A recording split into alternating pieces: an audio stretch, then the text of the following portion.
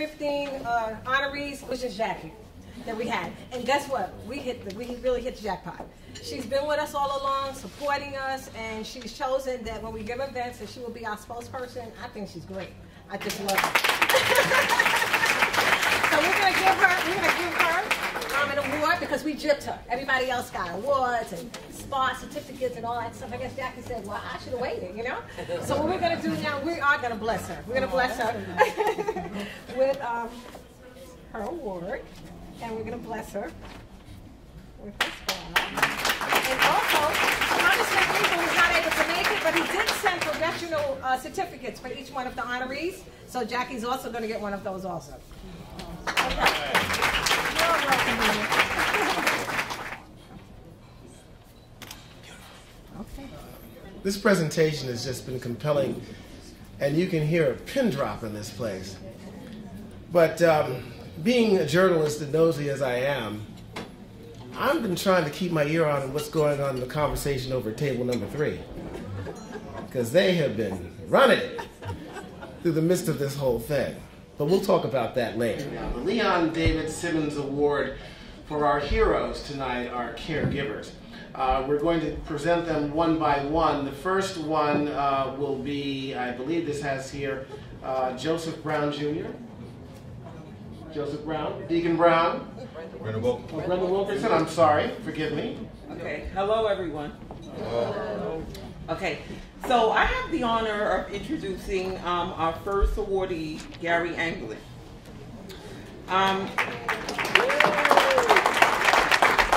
So they say that Gary is a man of integrity, that if he was ever weary of well-doing, you would never know. If there was an image in the dictionary next to caring, you would find a picture of Gary. Gary has and always will be there for anyone in need. It's just his nature. Unfortunately for his family, he has sacrificed a great deal to turn his attention, to serving them.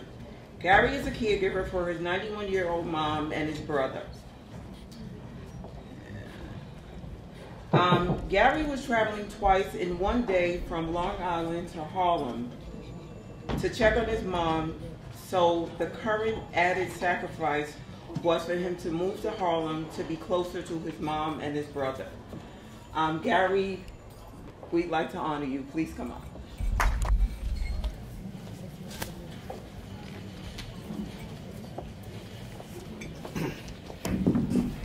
Thank you so much. I really appreciate this award, and being a caregiver is not easy. I think it's on-the-job training.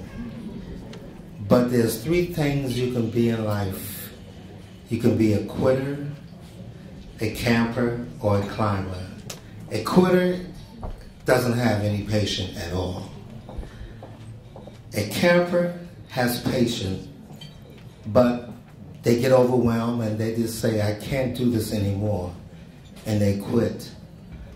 But a climber goes to the very top, no matter what may come or go, no matter how hard the job may get, he's going to get the job done, because I believe a caregiver is one who can be called by God. So I personally say that I'm a climber. I am a go-getter, and I will do anything for my mom. In August, my brother made his transition. So now it's just me and mom. So I'm there with my mom, 91 years old. Mom, can you stand?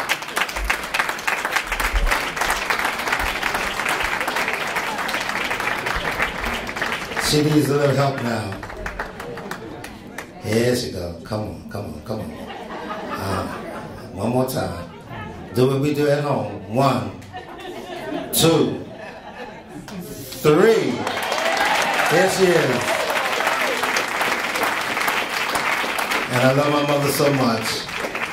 And I'm going to be with her until the end. God bless you.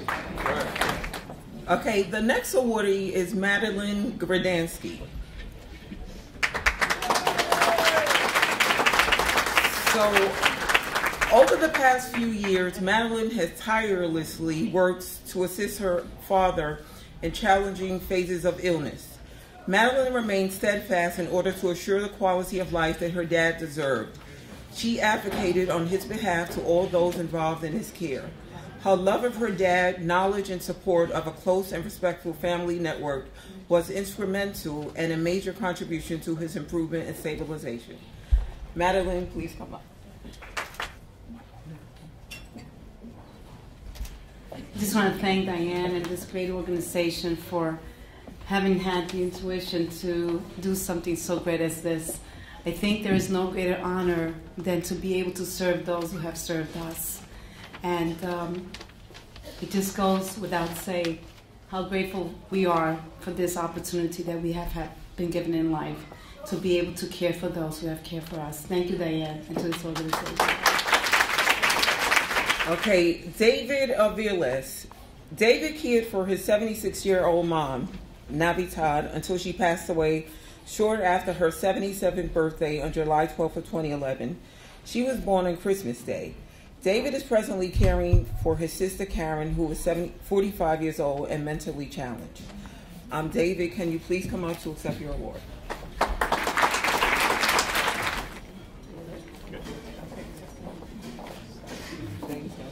It's a special day for me because I can get to recognize who made me a caregiver. Young in my life, my mother took care of her sister that was left by her mother, my grandmother. And we learned as a family how to take care of this young lady that was mentally disabled. And we understood how to love her, appreciate her, and understand her. Natividad Aviles, Vieja, Mother Nature as we called her, which was my mother, basically never, ever complained about anything. Took her caregiving and passed it on to her child. And as we continue to help our sister and our brother-in-law, we have times like what we pass through and make light of what we do, even though it's always difficult. This hurricane that we had, we were out of lights till Wednesday. And as I tell you, I was the cook for about 9 days, morning, noon, and night. As we sat around a table and we played Monopoly with about 5 coats on, 3 galoshes, 5 pairs of socks, a shining light to see who was winning the game, as my sister and my brother-in-law were there playing with us as I'm blowing smoke out of my mouth. But we were together. And you appreciate those moments when you have time to be able to give to someone else. I appreciate the honor that they gave me. Diane Cooper is a miraculous woman. She comes to the Bronx Clergy Task Force meetings all the time. She's there fighting for this all the time. It is a great cause. Bishop Angelo Rosario, who I consider my pop, Mom, Nancy Rosario, they always support me. They always show me so many great things that we can do out there, even though we have the weight on our shoulders. Thank you very much, and God bless. I appreciate you all. Ladies and gentlemen, this award is being given to everyone, and I just wanted to make sure that you would know what it says. And it says, Come, Inc. presents to whomever with the Leon Davis Simmons Award, Extraordinary Family Caregiver, 6th Annual Award Luncheon, November the 10th, 2012. President, founder, Diane Cooper. I just wanted you to know just what is being said, because it's so important of everyone that's coming up here. Please, again, read the stories. I am very honored to introduce the next recipient. He's our DJ. His name is Tyrone James, And it is stated by the person that nominated him. It says, I believe Tyrone James should be nominated for this award because of the outstanding work he has displayed as a caregiver for his mother. He lived with his mom and was restricted to a lot of activities due to the care and assistance his mother required. He was a primary caregiver for his mom, and he did it with a positive attitude, always smiling, never complaining. God is his strength. Mrs. James was 92 years old, vibrant, and the pillar of her family. She had an extensive medical history, including Alzheimer's disease, which is difficult for a caregiver to handle, as you can imagine. But he continued to use the strength God has given him to provide for her daily needs. Please let us welcome Tyrone James. Tyrone, my friend, it is an honor for me to present you with the Leon Davis Award here. I want you to have this award because it means so much to each and every one of us, and you mean so much to each and every one of us.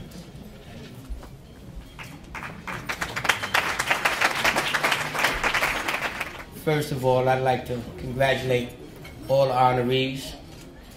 Second, I'd like to thank the people who nominated me, Tawana Davis, Tawana Hart, and the Reverend and his wife, Teresa Smith. God bless you, thank you. And Diane, thanks for honoring me also. Diane been trying to get me to do this for 2 or 3 years, and I kept saying, Diane, I do this from the heart. I do this because I want to.